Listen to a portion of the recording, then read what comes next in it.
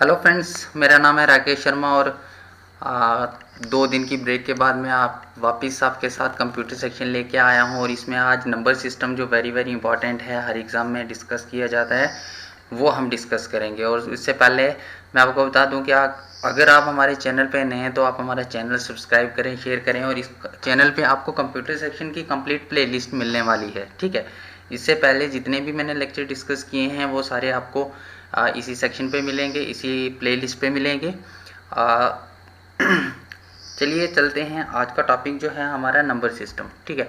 तो number system में हम क्या सीखने वाले हैं? डिफरेंट नंबर सिस्टम, कौन कौन से नंबर सिस्टम हैं, why use different ones, binary, octal, hexadecimal conversion क्या होती है, देन बाइनरी अर्थमेटिक क्या होती है। ये सारे का सारा पोर्शन जो है, इसमें से हर बार 2-3 क्वेश्चन पूछे जाते हैं। कोई चाहे वो नेट का एग्ज़ाम हो, चाहे वो पीएससी का हो, क्लरिकल का हो, जो भी हो, उसमें हर बार ये नंबर सिस्टम पूछा जाता है। तो चलिए, नंबर सिस्टम में हमारे पास 2 पार्ट्स में इसको डिवाइड किया है। एक तो हमारे पास आता है नॉन पोजिशनल नंबर सिस्टम और दूसरा आता है पोजिशनल नंबर सिस्टम। जो हमारे पास नॉन पोजिशनल नंबर सिस्टम है, हम क्या करते हैं, हम नंबर को किसी भी सिंबल के साथ रिप्रेजेंट करते हैं, उसको किसी के साथ भी रिप्लेस कर सकते हैं, ठीक है। फॉर एग्जांपल हम छोटी सी अगर एग्जांपल ले लें तो हमें अगर फॉर एग्जांपल हमारे पास नंबर 5 है, हमें 5 कोई भी चीज़ें कलेक्ट करनी है, तो हम क्या कर सकते हैं, हम 5 स्टोन्स ले सकते हैं, 5 स्टिक्स ले सकते हैं। तो हम 5 नंबर को 5 स्टिक्स से रिप्लेस कर सकते हैं। तो जैसे हम क्या करते हैं, हम जब बच्चों को बेसिक मैथमेटिक्स सिखाते हैं, एडिशन ऑफ एनी नंबर, तो हम क्या करते हैं, हम फॉर एग्जांपल यहाँ पे मान लो मैं बच्चे को सिखाता हूँ कि 3 + 2 कितना होता है। तो हम क्या करते हैं, हम 1 1 1 3 लाइन्स इधर काउंट करेंगे, देन इधर 2 लाइन्स ड्रा करते हैं और फिर बच्चे को बोलते हैं कि इनको टोटल फॉर एग्जांपल काउंट करना स्टार्ट करो, ठीक है। तो वो काउंट करके हमें बता देगा कि ये टोटल कितने हैं। तो हम इस तरीके से क्या करते हैं, नॉन पोजिशन नंबर को रिप्रेजेंट करते हैं, किसी के साथ, किसी भी सिंबल के साथ रिप्रेजेंट कर सकते हैं, ठीक है। तो वही लिखा है, आपको सिर्फ इतना ही याद रखना है। तो ये जो चीज़ें हैं ये थोड़ा डिफ़िकल्ट है, ठीक है। तो चलिए, इस डिफ़िकल्टी को दूर करने के लिए हमारे पास है नेक्स्ट पोजिशनल नंबर सिस्टम, ठीक है। अब ये पोजिशनल नंबर सिस्टम क्या है? पोजिशनल नंबर सिस्टम में हमारे पास एक जो नंबर है उसकी जो पोजीशन है वो मैटर करती है, ठीक है। क्या कहता है, in a positional number system there are only few symbols called digits and these symbols represent different values depending on the position they occupy in the number. Position number system में हमारे पास fix कुछ symbol हैं या फिर जिन्हें हम digit कहते हैं, और वो जो डिजिट हैं वो डिफरेंट वैल्यू को रिप्रेजेंट करते हैं, ठीक है। हर एक डिजिट की जो वैल्यू है वो डिपेंड करती है उसकी पोजीशन पे, ठीक है। The value of each digit in such a number is determined by 3 considerations. अब मैं आपको दिखाऊंगा कि 3 कौन सी कंसीडरेशन हैं जिनकी वजह से हम एक नंबर की, एक डिजिट की वैल्यू फाइंड करते हैं। तो चलिए, फर्स्ट है हमारा डिजिट इटसेल्फ। पहले तो हम देखेंगे डिजिट खुद क्या है, then the position of the digit in the number. दूसरा, जो डिजिट की पोजीशन क्या है, और तीसरा the base of the number, ठीक है। Base of the number system हो गया कि उस बेस में टोटल कितने डिजिट कंटेन करता है, ठीक है। चलिए, ये 3 चीज़ें आपको क्लियर हो जाएंगी, ठीक है। जैसे हम बचपन में पढ़ते थे 1 10 100,000, ठीक है। तो वो सारी चीज़ें हम सीखेंगे आज।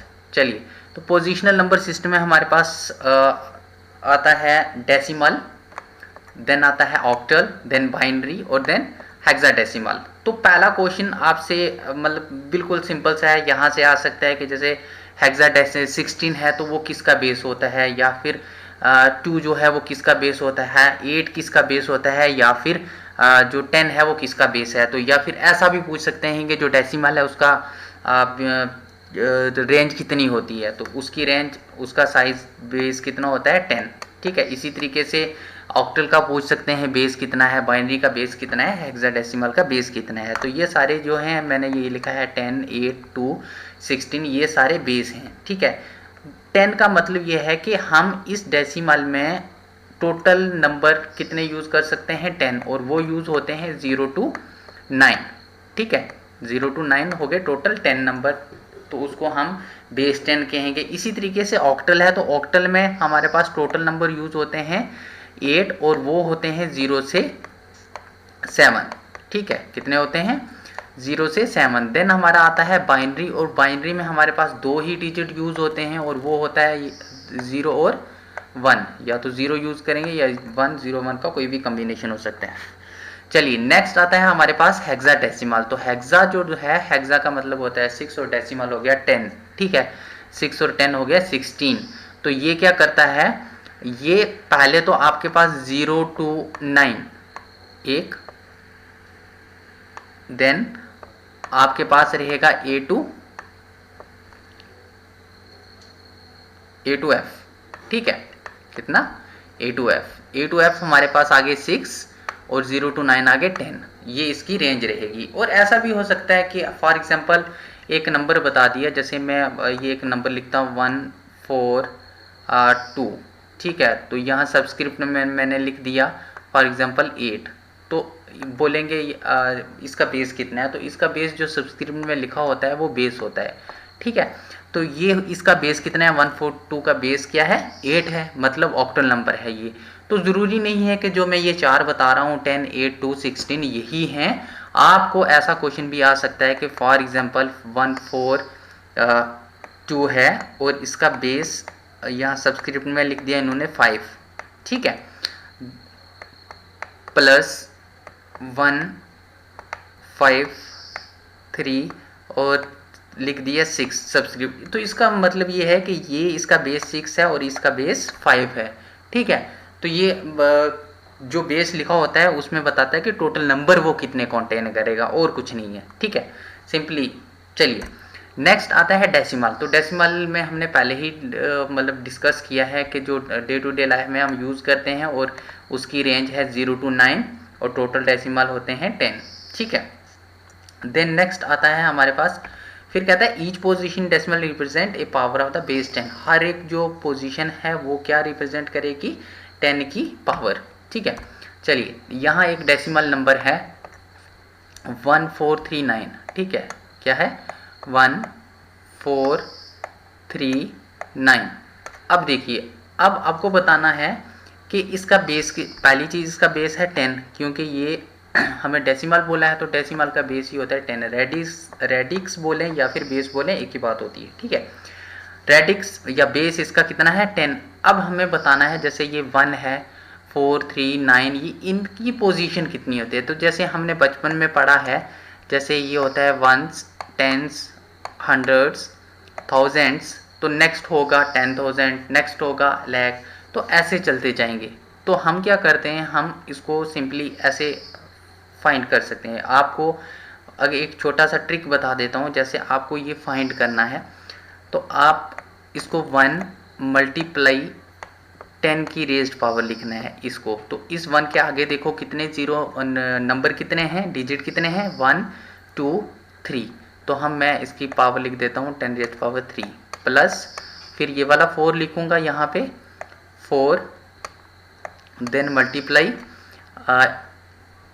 हमें 10 की रेज्ड पावर लिखनी है, तो इसके आगे डिजिट कितने हैं 1 4 एंड 2, ठीक है। देन प्लस इसी तरीके से 3 मल्टीप्लाई 10 लिखूँगा।